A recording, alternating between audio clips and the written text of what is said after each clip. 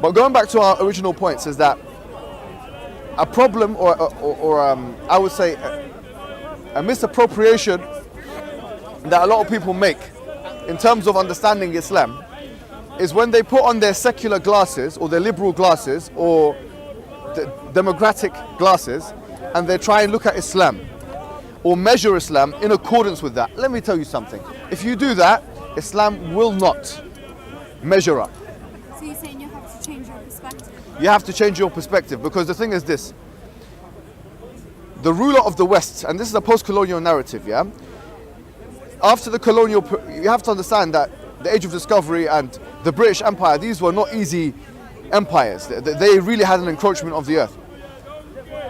And the last colonial colony of Britain was like in the 50s. They're not just going to give all of that up easily, right? The Western world has a strong ideological encroachment on the rest of the world because of its hegemonic power position. Yeah, it wants us to believe what it believes. It just does. Okay, it makes sense for its foreign policy. It makes sense for its domestic policy. It makes sense for its economic policies. What it believes now is not necessarily a religious framework. It's no longer the time of Christianity anymore.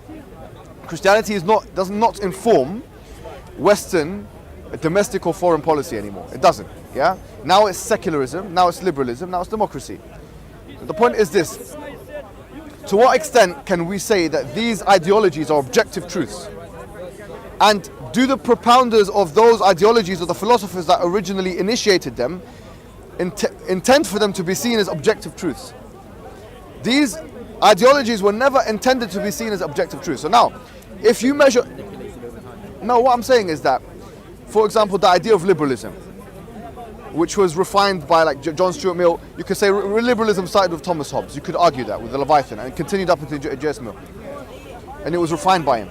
The idea that you can do whatever you want so long as you don't harm anyone else, which is okay to some extent, but it's not what we go with. Because if you accept that premise, you accept incest, for example. You accept it. But even incest, you can't, it's bad, right? Yeah. So you can't actually stop people from doing it. That's how if they want to do Yeah, that. but we could say it's morally wrong, right? Of course it's wrong. Okay, but I think liberalism, people do what they want on a to liberal ideological framework, it wouldn't be wrong. It would just be an expression of someone's desires. It would be wrong because the whole point of liberalism is individualism. Yeah, exactly. So subjectivity. Right. Recognizing subjectivity and kind of... Right, I get that point, but then I would ask, how can we prove that is the truth? We can't. Well, we can't. There is Okay, good. no, Proof. Absolutely. Good, excellent. So if we can't prove that that's something which is absolutely or objectively true, then measuring Islam according to it is like measuring something with a stretchy ruler. Fair enough. Okay, if you use a stretchy ruler to measure something, then you're never going to get a precise measurement.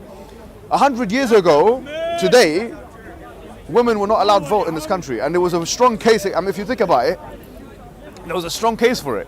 If you look at the parliamentary records, how people were actually talking against women's rights, it was normal for women not to vote, and it was radical for women to be enfranchised, to speak. Yeah, if that is the case, look, 100 years, which is like one generation, has completely shaped the way we think about women's rights in society. 100 years, 100 years, right?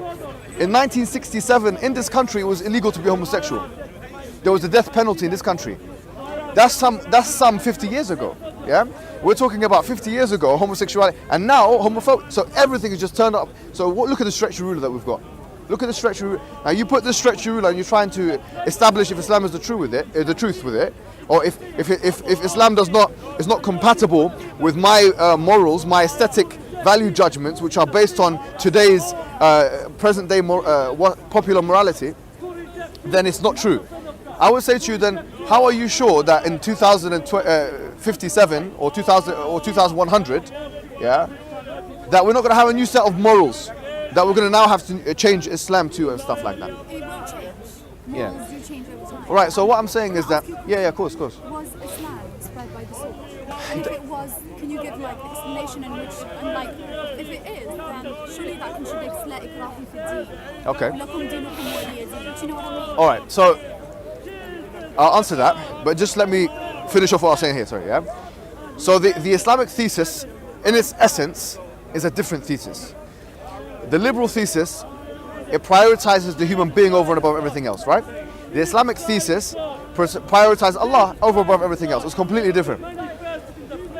The difference, there's one main difference is this, is that Islam attempts to, do you know it's really interesting? Islam and the Quran has a method of falsification. Yeah, it does.